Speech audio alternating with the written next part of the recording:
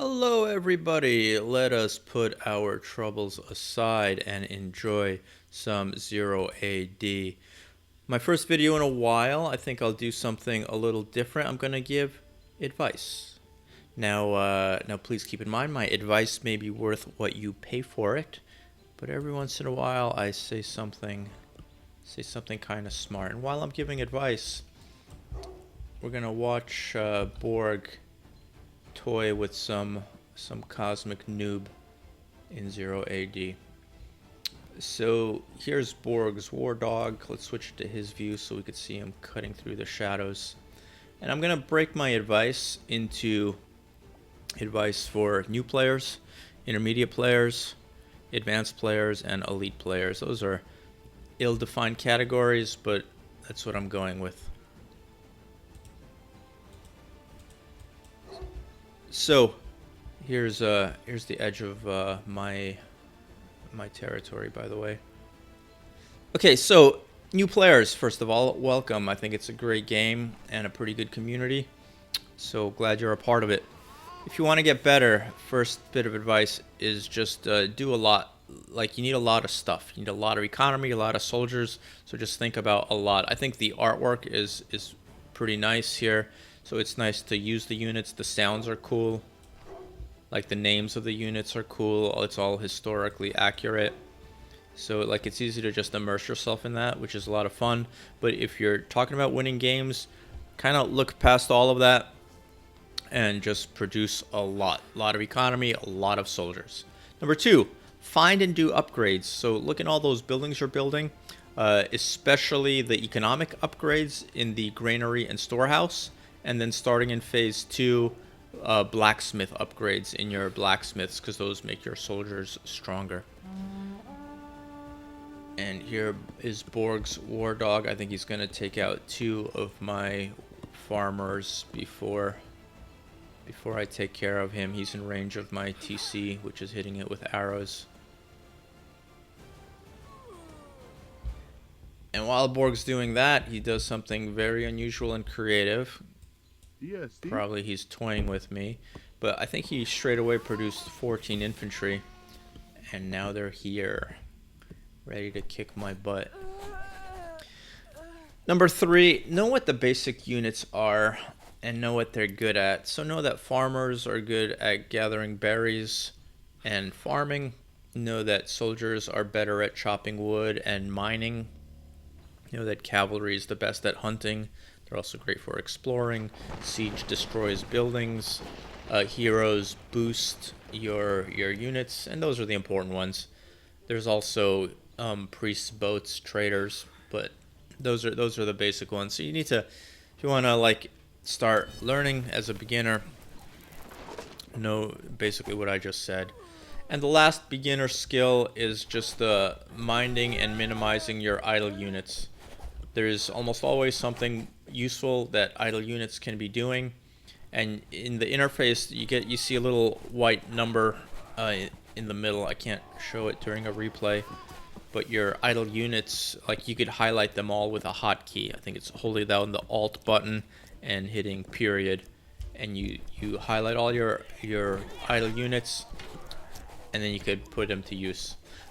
There's an exception there. You don't highlight all of them. It doesn't include siege engines or champions.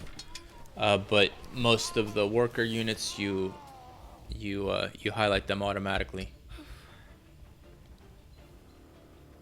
So those are the 4 beginner skills. Right as we conclude that attack, and let's see the statistics. So, look at that. Somebody has a higher military score than Borg, so I think I'm obviously winning the game. Higher economy too, so it's all looking good. How are we doing on population? KD ratio, not so good. Population hanging in there. Alright, let's watch Borg rebuild. Look at how few buildings he has. He really went all in on that attack, obviously toying with me. But look, 4 houses, storehouse, granary, TC, second granary, no barracks. and only now getting the berry upgrades. Speaking of economic upgrades. All right, intermediate skills. So we talked about having a lot of soldiers, but fight with a big army. In most cases, you don't want to leave half your army behind and fight with half of them, because half an army is not half as powerful as a full army. It is a tiny fraction as powerful if when they're seriously outnumbered, and they will get stomped on like they're not even there. So fight with a big army most of the time. Number two, you need to do some resource management. You need to have some sense of what resources you'll need when. So, in the beginning it's food, followed very shortly thereafter by wood, and then iron and stone later. And it's good starting in phase 2 to have a market and trade your extra stuff, because you'll end up with extra stuff for sure as an intermediate player. Number 3, know the basic relationships between the different types of units if you want to be an intermediate player. So know that spears are great versus cavalry. Swords are good at chopping up siege. If you also want to chop up siege, elephants are great if you have them, or you can use rams against other siege engines. Know that spear cavalry will kill javelin cavalry. Javelin cavalry will kill archer cavalry, though archers have a longer range, so sometimes you can micro them. And just know all those relationships to progress as an intermediate player. And lastly, think about the rapid conversion from resources to combat power. So yes, you can get a whole bunch of resources and turn them into a big army, but then that army's going to get, if it fights against a competent opponent, you're going to have attrition, and it's good to have a quick way of generating a new army, and that usually comes down to having a lot of barracks, or at least 3. Somewhere between 3 and 10, depending on what else you're doing, depending on whether you're attacking early or late, but probably between 3 and 10 barracks in most situations. And those are my 4 tips for intermediate players. Here, I think we're about to see my shining moment in the game coming up really soon. Oh no, they're still back here. I think another intermediate skill, this is number 5, is just watching replays and just trying to figure out like why you lost or why you got stomped. And like part of getting from intermediate to advanced is being curious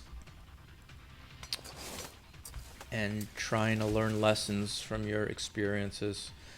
Here I'm sending 6 camels on a counterattack. 4 go one way, 2 go another way. Let's see what it looks like from Borg's point of view.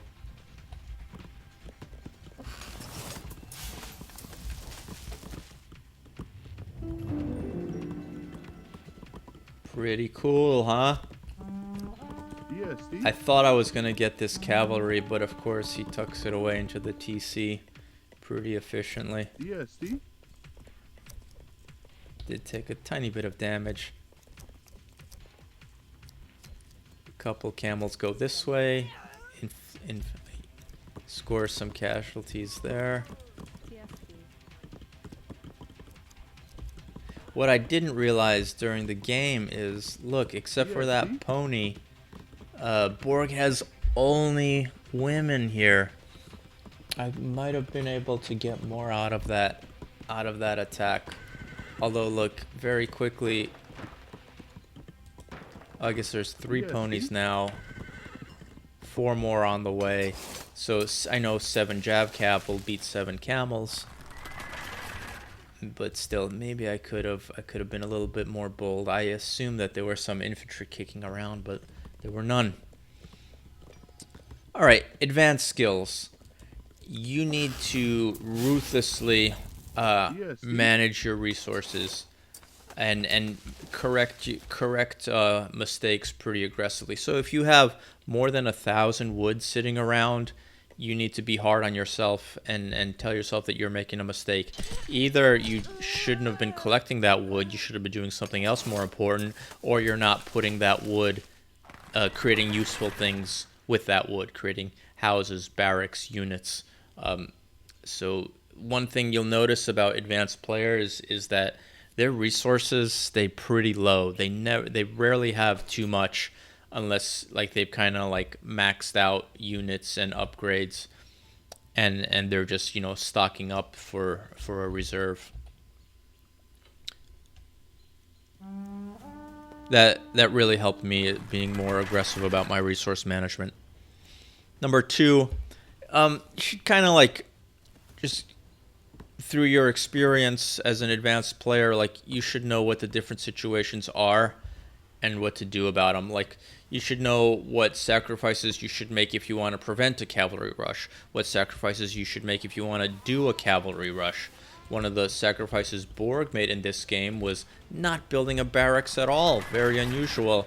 He just built a stable and a TC. Pretty cool. You should know what to do on a low resource map. Should know what to do if your army has been like devastated and you're trying to rebuild. So just a good sense of like the basic scenarios and what to do about it. You know, if your opponent turtled up and built a lot of defensive structures, what you should do there. If your opponent's overextended, how you can exploit that. So that like general strategy, like it just needs to be there for you to be an advanced player.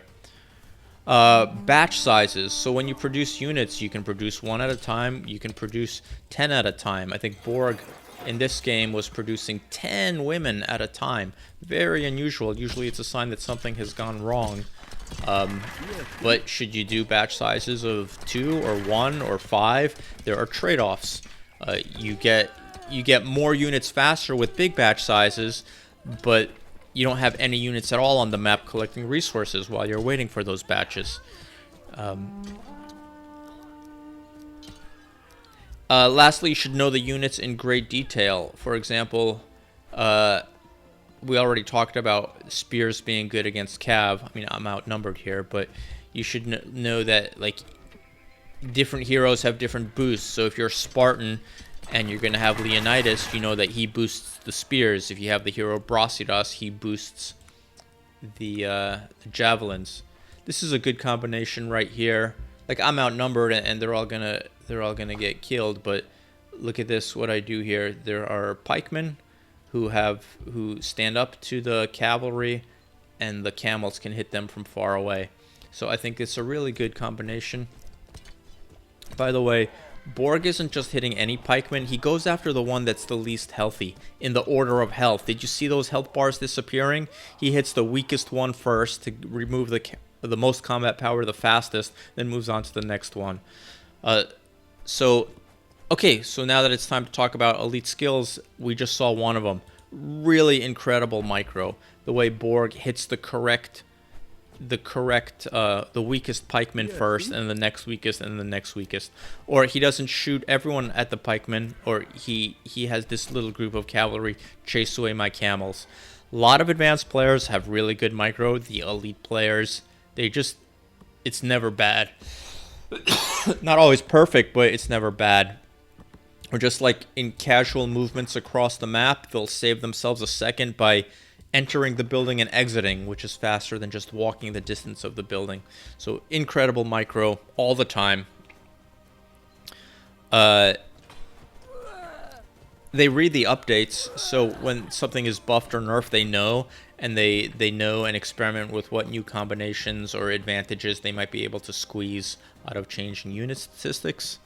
And the last elite skill is, I think, one that Borg demonstrated in this game. It's just creativity and experimentation. I think a lot of advanced players, if they were playing an elite player, like they could produce a big upgraded army about as fast as Borg or Finme or Valley or Stockfish, but like that's their track. That's what they do, and they'll do something kind of like that most of the time, or they'll have just a handful of like types of ways that they play. But with these elite players, it seems like there are no rules at all, no presets at all.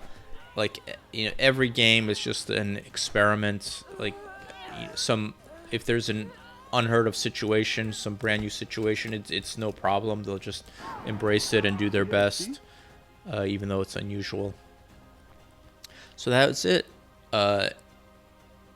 Tips for beginner, intermediate, advanced, and elite players. I hope I didn't stutter too much. And let's look at the charts.